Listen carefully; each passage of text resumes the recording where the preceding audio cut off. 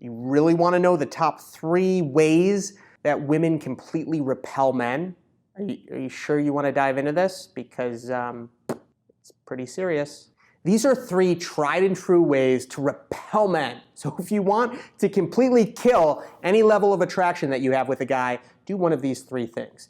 I'm Jason Silver. I'm the dating coach for ambitious women. In this video, I'm going to go deep into attraction killers for high quality men. What are the very things that will push them away from ever wanting to get into a relationship or even hook up with you? Well, this is the sort of thing that I get into in my channel, Attract Great Guys, which you're now watching, and I encourage you to become a subscriber. Hit the red subscribe button beneath the video and the little notification bell, because I promise you, if you become a subscriber and watch all of my videos, you're going to learn the science behind attraction, understand men way more deeply than you ever have before, and you're definitely going to learn how to attract a high quality, high value, commitment-minded man, because that's what this channel is all about. Now, without any further ado, for all of the people in the comments that say, get to it, this is number 1.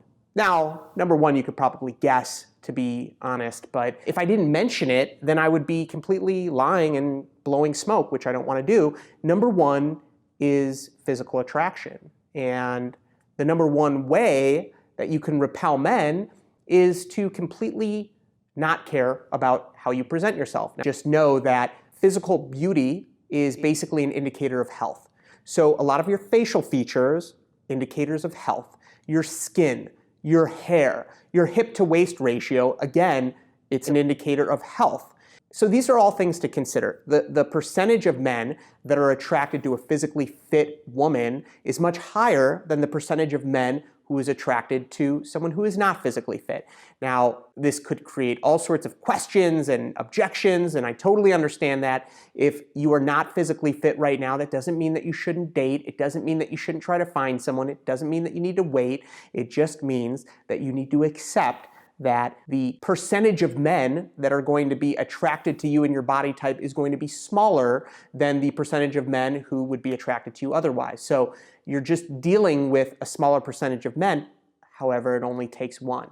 So if only the healthiest fitness models in the world were getting married, that would be a different story, but that's not the case, especially not in America. I mean, I'm not a fitness model. None of my clients are fitness models, and many women that I know that are married are not fitness models, so you don't need to achieve that in order to find a match. But it's something to consider if you're not focused on your physical presentation, the clothes that you wear. And this is so key. I see so many online dating profiles of women that are wearing vests and business suits and things that are baggy and not showing their body. You don't need to be immodest, but if you don't show your physical body curvature, if it's just headshots that are shot from above in a very misleading and deceptive way, then you're setting yourself up for failure, because you're not addressing the single most major attraction trigger for men, which is their visual, period. So I had to say it, had to rant on it for a minute, but let's move on to number 2. Number 2 is your lack of confidence in your beauty and attraction. And this doesn't just mean physical, your overall attraction level. If you are not confident that you are an attractive woman, then that means that you are insecure. And an insecure woman who is afraid that she's not attractive enough is going to automatically elevate the men that she's attracted to and put them on a pedestal. And she's immediately going to place herself below them on the value chain.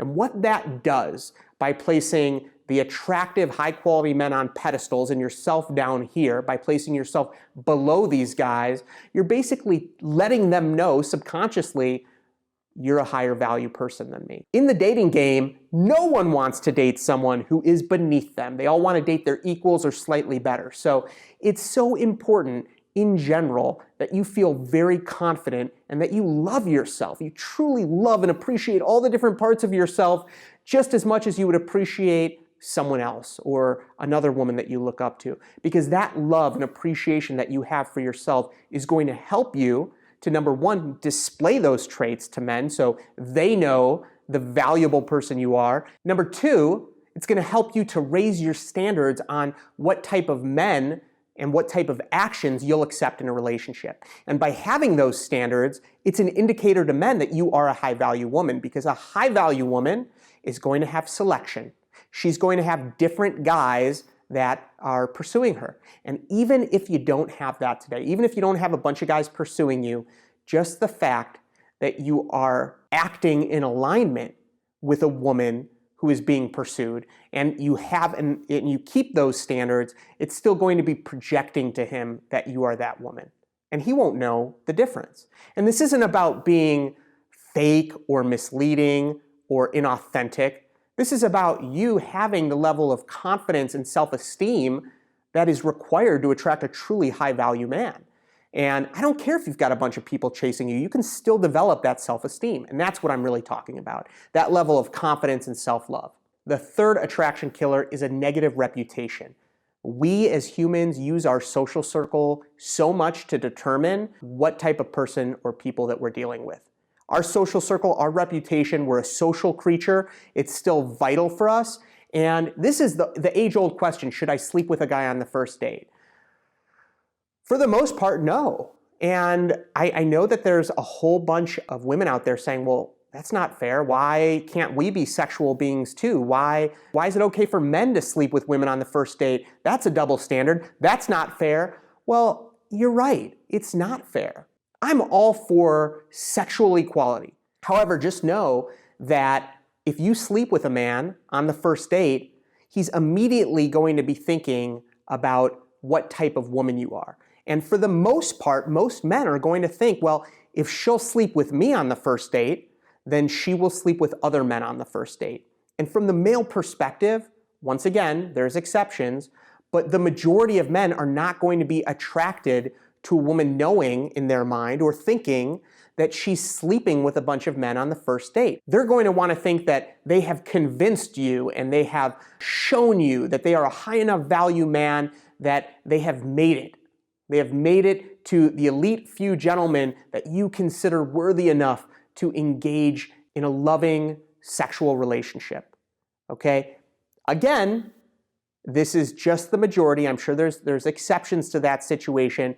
You can fight it. You can be angry at it. I can be angry with you. It's total baloney. It's a total double standard. I'm there with you. I'm angry.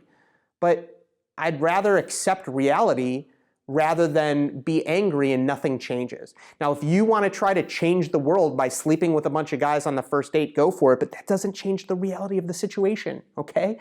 Another thing they're looking at is, what are your friends like? What does your social media look like? That's something that'll tell you a ton about someone's reputation.